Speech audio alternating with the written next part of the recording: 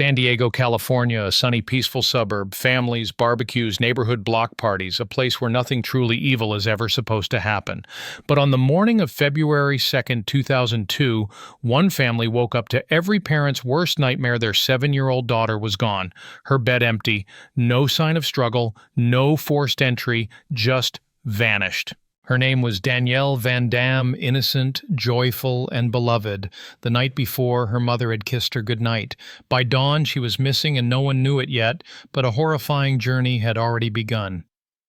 As police canvassed the neighborhood, suspicion began to creep in like a shadow at the edge of the frame. Who would do such a thing? Why Danielle? And how could a child simply disappear in the middle of the night without a trace? The trail would lead them just 2 houses away to a neighbor, a respected, well-spoken man, a self-made engineer, a father, a man with no criminal record. But what they would uncover in the days that followed would shock the entire nation. David Allen Westerfield would soon become one of the most hated men in America.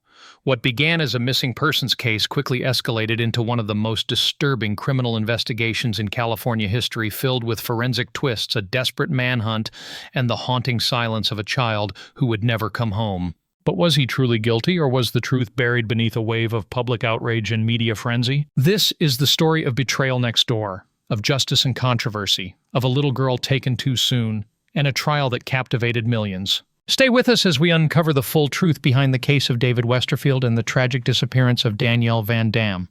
Classification: murderer characteristics. Kidnapping. Rape. Number of victims. 1 date of murder, February 1st, 2002. Date of arrest. 21 days after date of birth, February 25, 1952. Victim profile: Danielle van Dam, 7. His neighbor. Method of murder. Location: San Diego, California, USA. Status: sentenced to death on August 21, 2002. Westerfield sentenced to death for kidnap murder of Danielle van Dam. David Westerfield was sentenced today to death in San Quentin State Prison for the kidnapping and killing of 7-year-old Danielle van Dam. Superior Court Judge William Mudd sentenced Westerfield after rejecting allegations of police misconduct during the investigation, weighing the evidence for and against the death penalty, and listening to Danielle's parents. Mother Brenda van Dam directed most of her tearful statement to the stone-faced defendant. "It disgusts me that your sick fantasies and pitiful needs made you think that you needed Danielle more than her family," she said. "You do not deserve any leniency, any mercy, because you refused to give it to Danielle." Damon van Dam told the judge he would never get to see his daughter grow up, be a sister to her 2 brothers, get married, and have her own children. "As the years pass and these things don't happen, all I'll have are the memories of her and having to know how brutal her last hours were," he said. Westerfield declined the opportunity to speak in court. His lead defense attorney, Stephen Feldman, argued that a life sentence would be easier on the Van Dams and the San Diego community because a death sentence would pry at the scab of Danielle's death by requiring a series of appellate hearings. Under California law, Westerfield's sentence will be automatically appealed to the state Supreme Court. Originally scheduled for November 22, the hearing was delayed 6 weeks after Westerfield's lawyers admitted they were not prepared to argue his case. Danielle's law. At a news conference after the sentencing, legal activist Gloria Allred said an effort by Westerfield's attorneys to avoid the death penalty by arguing that Danielle was killed in her bed and therefore not kidnapped, and that the death penalty could not be imposed, pointed out a loophole in California law. Allred said she would work with the Van Dams and state legislators for the passage of Danielle's law, which would make it a death penalty special circumstance to kill a child in his or her own home. The Van Dams filed a lawsuit against David Westerfield Thursday, accusing him of wrongful death in the heinous murder of the 7-year-old girl. Massive search. Westerfield, 50, was convicted August 21, 2002 of kidnapping 7-year-old Danielle van Dam from the bedroom of her family's Sabre Springs home the night of Feb. 1, 2002, and killing her sometime during a weekend he spent roaming San Diego and Imperial counties in his motorhome. After a massive search involving hundreds of community volunteers, Danielle's naked body was found near the side of Dehesa Road, east of El Cajon, on Feb. 27. A jury found Westerfield guilty after listening to 8 weeks of testimony from Danielle's parents, police investigators, people who witnessed Westerfield's weekend of wandering, and a series of infamous bug experts who weighed in on when Danielle could have died. Jurors later recommended to Mudd that Westerfield be sentenced to death rather than life in prison without possibility of parole. Leniency. Mudd began Friday's hearing by considering requests from Westerfield's attorneys to rule out the death penalty as an option. Feldman argued that the San Diego Police Department violated Westerfield's rights early in the investigation by interrogating him without reading him his rights and without his lawyer. He reminded Mudd that the judge had said he was troubled by the activities of investigating detectives and that one of the detectives had admitted to deliberately violating Westerfield's civil rights. "We cannot allow the guardians of our civil liberties to violate our rights," Feldman argued. "The ends simply do not justify the means, Your Honor." In response, prosecutor Woody Clark called the probe into Danielle's kidnapping and disappearance the finest investigation conducted in this county, and argued that Mudd had already ruled on the admissibility of all the evidence in the case. Mudd rejected Feldman's request, saying the jury never heard any of the disputed evidence. "The defendant suffered absolutely no zero-zip nada prejudice in this trial as a result of the conduct of these officers," Mudd said. The judge then considered a request to rule out the death penalty as an option based on the circumstances of the case and automatic process under California law. Mudd worked his way down an 11-point list of factors that could weigh for or against Westerfield, focusing mainly on the circumstance of the crime, that the girl was taken out of her own home in the middle of the night, that various pieces of physical evidence pointed to Westerfield, and that her body was found unclothed and appeared to have lost teeth due to trauma. "This factor is of enormous magnitude," Mudd said. Also weighing against Westerfield was his simultaneous conviction on charges of possessing child pornography and testimony by a niece that she once awoke to find him fondling her teeth when she was younger. "The weight of the evidence supports the jury's verdict of death," Mudd said. "Westerfield convicted will face death August 21, 2002. San Diego. A jury Wednesday convicted David Westerfield of the kidnapping and murder of his 7-year-old neighbor Danielle van Dam. "Oh my God," whispered the victim's mother, Brenda, as a clerk read the verdict to a packed courtroom at 2:15 p.m. ET. The panel of 6 women and 6 men had deliberated 40 hours over 10 days, prompting speculation they were deadlocked over Westerfield's guilt. As he did for most of the trial, the 50-year-old engineer shook, slightly stared straight ahead, and showed no emotion. The same jury that convicted him of murder, kidnapping, and child pornography possession will reconvene Aug 28 to decide whether to sentence him to death or life in prison without parole. Westerfield's sister, sitting with her husband in the second row of the gallery, wept behind dark sunglasses. As each juror was polled, she shook her head back and forth in apparent disbelief. Outside the courthouse, whoops of joy rose up from crowds gathered to watch the proceedings on television monitors. Danielle's disappearance last February, among the first of a string of missing child stories to garner national attention, captivated the city, and Westerfield's trial attracted blanket media coverage in Southern California. The jurors never looked directly at Westerfield as the verdict was announced. One young male juror dabbed at a single tear on his cheek. A female panelist wept into a tissue. Brenda Van Dam, dressed in a suit of lavender, her daughter's favorite color, buried her face in her husband Damon's neck and cried softly. After the last juror was polled, the couple locked in a long embrace. Over the course of the 2-month trial, prosecutors presented a mountain of physical evidence, including fingerprints, blood, hair, and fibers that seemed to link Westerfield to Danielle's abduction and murder. The second grader was snatched from her canopy bed the night of Feb. 1. A massive search failed to locate her for nearly a month until volunteers happened across her body in a trash-strewn lot some 25 miles from her home. Police initially focused on Westerfield, a twice-divorced father of 2 college students, because his alibi for the weekend she vanished seemed convoluted. He told officers he took a meandering 560-mile solo road trip in his recreational vehicle. Investigators later found strands of Danielle's long blonde hair in Westerfield's bed, RV, and laundry. There were drops of her blood on the floor of his RV and a stain of it on his jacket. Her palm and fingerprint was discovered above the RV's bed, and distinctive orange and blue fibers from the death scene were also found on Westerfield's property. Police discovered a stash of violent child pornography on Westerfield's computer, which prosecutors presented in court as a motive for the crime. San Diego Police Chief David Bejarano credited the quality and thoroughness of the investigation with the conviction. "Based on the evidence, the person responsible will not be able to harm another child," Bejarano told reporters outside the courthouse Wednesday, noting that the case was one of the biggest in the department's history. Because of a gag order, the lawyers and family members did not comment. Assailed by a crush of microphones and cameras on his way to lunch, San Diego District Attorney Paul Pfingst said only that he was proud of the prosecution. "The lawyers did an excellent job, but their job is not done," said Pfingst, referring to the penalty phase. Scores of people gathered around the media area outside the courthouse when the verdict was announced. "I was very surprised that it took them so long, but I wasn't surprised by the verdict," said observer Ed Bowe, who was in town from Michigan for the National Scrabble Championship. Asked why he was convinced of Westerfield's guilt, Bowe replied simply, "Blood." A block away, San Diegan Anna Mao said she was surprised and grateful for the verdict, which she said showed some resolution to the spate of recent child abductions. "We have kids in our neighborhood and we all watch them now. If anyone comes around, we're all watching," said Mao, revisiting the forensic evidence. During the trial, Westerfield's defense blamed prosecution, spin contamination by police, and even the Van Dam family for the allegations against him. The defense suggested that the Van Dams' unconventional lifestyle could have let a killer into their lives. Danielle's parents testified that they smoked marijuana with friends the night of the abduction and had on previous occasions engaged in group sex with other couples. But with their verdict, jurors apparently agreed with prosecutors who said the sex, drugs, and rock and roll were irrelevant to the crime. The jury also apparently put little stock in the insect evidence the defense believed was its strongest hope for acquittal. A forensic entomologist originally retained by the prosecution concluded that the age of maggots plucked from Danielle's badly decomposed remains indicated she was dumped after Westerfield came under close police surveillance. With the findings of that expert and two other entomologists, the defense suggested that someone else killed Danielle. For the final days of the trial, the courtroom became a course in forensic entomology, with the prosecution using its own experts to argue that the field was woefully inexact.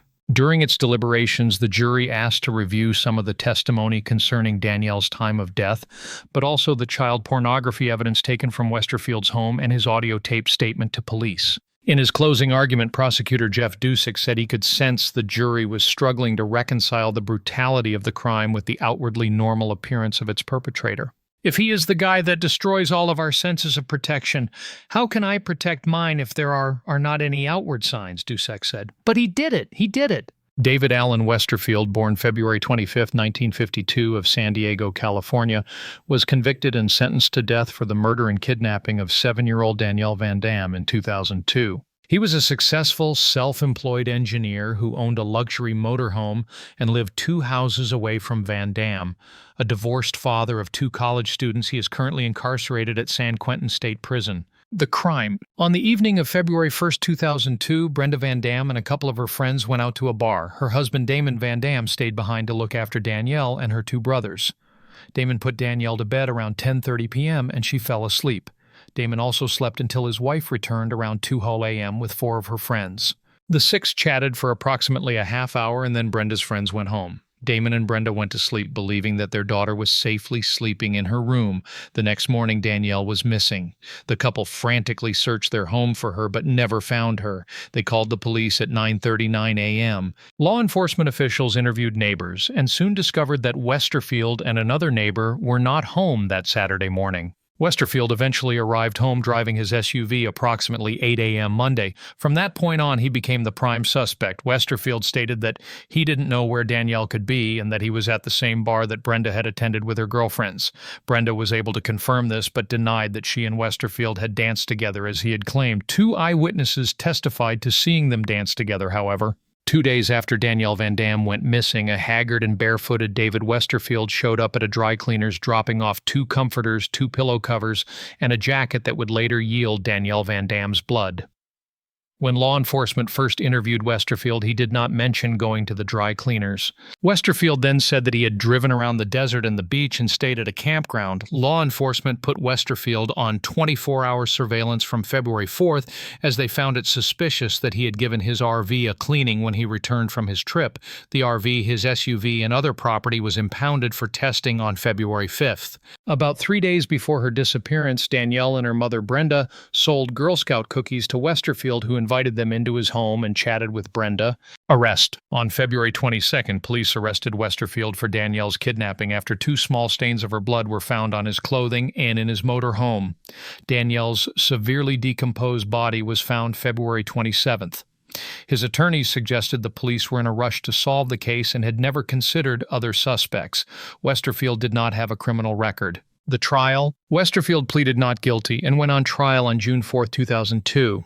During the trial, Westerfield's lawyers, Stephen Feldman and Robert Boyce, suggested that the child porn might have been downloaded by Westerfield's 18-year-old son, Neil. Neil denied this. Part of Westerfield's defense focused on the lifestyle of Danielle van Dam's parents. The defense suggested that the couple were known for letting each other have sex with other people, and claimed that this lifestyle might have brought the kidnapper to their home. Westerfield's lawyers charged that he was improperly interrogated for more than 9 hours by detectives who ignored his repeated request to call a lawyer, take a shower, eat, and sleep. The prosecution could not present any evidence that directly linked Westerfield to Danielle. There were no traces of evidence that he had been in her house, as his lawyers told jurors. Not hair, not fingerprints, not fiber, not nothing, and none of his DNA was found on her body.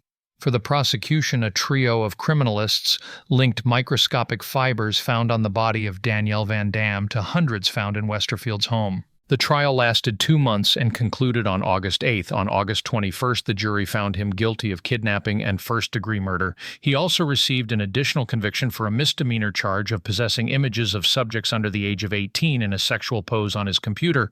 Entomology. The science of entomology was a major focus during the trial. 3 entomologists consulted by the defense testified that flies first laid eggs on Van Dam's body sometime in mid-February, long after Westerfield was under police surveillance. On the other hand, one of these entomologists, David Faulkner, conceded under cross-examination that his time estimate was based mostly on the fly larvae, and that his research could not determine a maximum time her body was outside. The other forensic entomologist, Neil Haskell, using a weather chart prepared by forensic artist James Gripp, stated that the warm temperatures made it likely that insects immediately colonized Danielle's corpse. The third entomologist, Dr. Robert Hall, estimated initial insect infestation occurred between February 12th and February 23.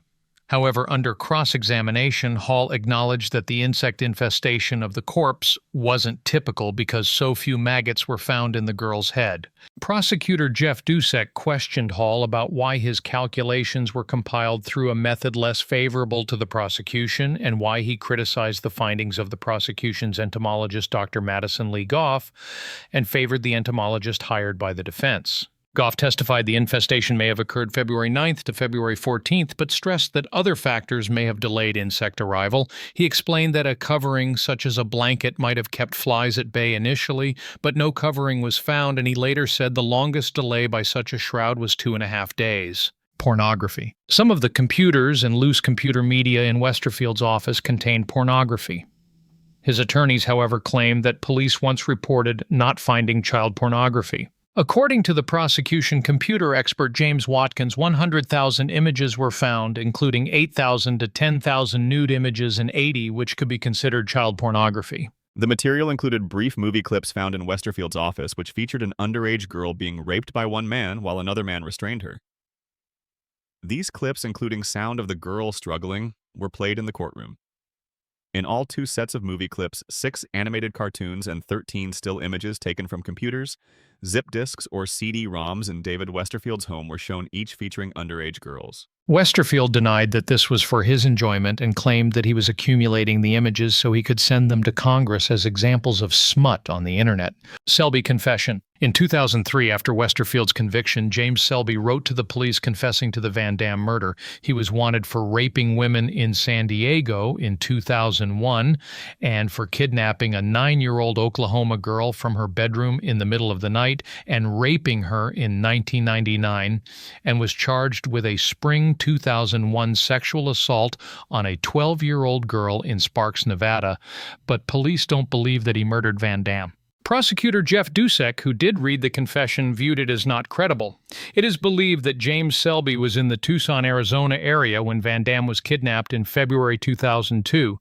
Selby is believed to be responsible for a series of rapes in Arizona from October 2001 to May 2002. Selby, a divorced father of 3, worked as a handyman and machinist and traveled often between San Diego and Tucson.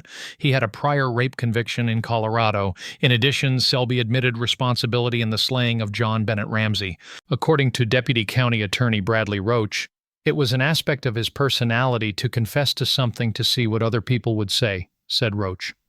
Selby committed suicide in his jail cell on November 22, 2004. Conclusion. In January 2003, a California judge sentenced David Westerfield to be executed. He was transported to San Quentin State Prison.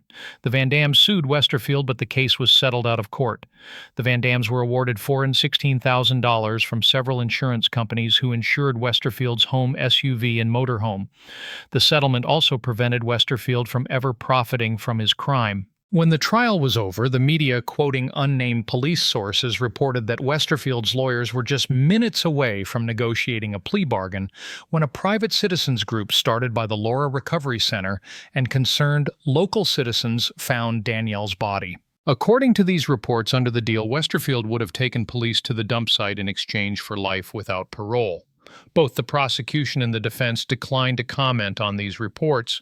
During the penalty phase of the trial, Mr. Westerfield's 19-year-old niece testified when she was 7 years old, her uncle entered his daughter's bedroom where she was spending the night with her parents attending a party to check on the kids and woke up finding him rubbing her teeth and said she bit his finger as hard as she could. She went downstairs to tell her mother. Mr. Westerfield was questioned about the incident at the time by his sister-in-law, where he explained that he was trying to comfort her. The incident was then forgotten. In the months following the end of the trial, audio tapes of Westerfield being interviewed were released to the media. In one police interview, he tells investigators that he doesn't feel emotionally stable. He is told that he failed a polygraph test.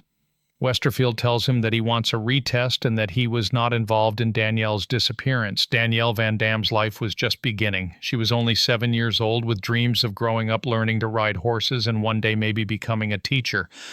But all of that was stolen from her in a single night. David Westerfield, once a quiet neighbor and respected professional, is now a symbol of how darkness can hide in plain sight. He sits on death row awaiting a sentence that may never come to pass, his name forever etched into the pages of American true crime history. But this story isn't just about crime or punishment. It's about the fragility of trust, about how even the safest places, our homes, our neighborhoods, are never truly immune to evil. Danielle's parents, Brenda and Damon, have since tried to rebuild their lives. But the loss never leaves, the silence in Danielle's room, the birthdays that never came, the future that never unfolded.